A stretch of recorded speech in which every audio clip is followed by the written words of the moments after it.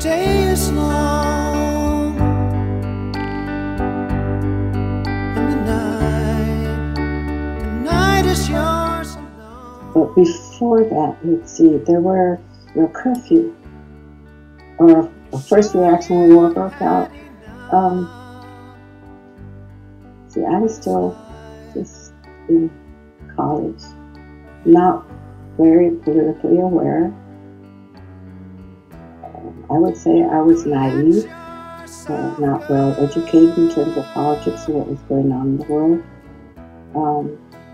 All I could think of is, as we heard of the FBI sweep of the men, what would happen to my mother who'd been teaching the Japanese language. And we were very much concerned. So, of course, she had the picture of the emperor, she had the Japanese flag, she had statues of the admirals and generals. She buried all that. And we just hoped that would take care of it. And we assumed that women were not taken, but I found out in later times that I was wrong. It depended on the area and the FBI agents, I guess. In some areas, Southern California, women teachers were taken as well as the others. And I often wondered what happened to the children. But, nothing happened to my mother other than, we just buried everything she had. Hang on,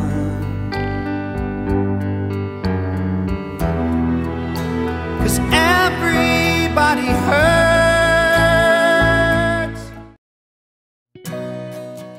I also remember the beginning of the war in a strange way, which was I would have been 5 or near 5, and I remember the neighbor boy running across the farm land through the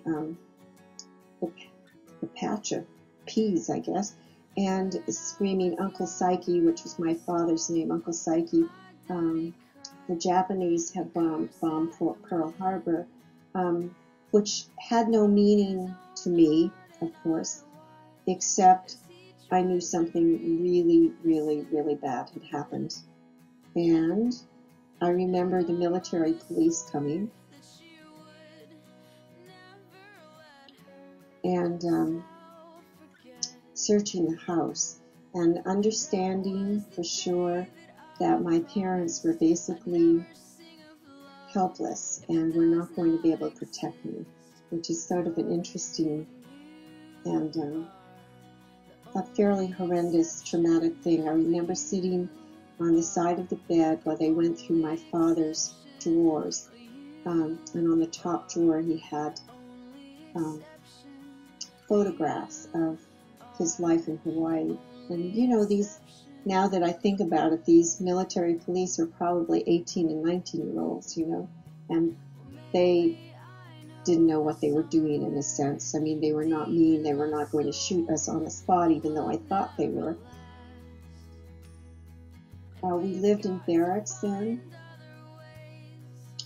and the barracks, I remember, had the floor, they were hastily put together, and the boards had cracks in them like this, and you could look down and see the ground underneath the barracks. And I had a very active little brother, apparently, who chose to pee between the cracks if he could, and he would also take things and drop them down, where they were basically, somebody had to call after them. I remember there being dried ice, I think because that's probably where they cooked the food, somewhere near the racetrack, maybe under the stands or somewhere, and there was dry ice, and it would dry ice sort of does that, and being very, very scared and not wanting to get near it because it actually looked ghostly to me. And I had these fantasies of there was barbed wire around the place, posts and barbed wire, and I remember going close to the barbed wire and looking out into what was the rest of civilization, and to this day I can see dead bodies out there. And of course there were no dead bodies.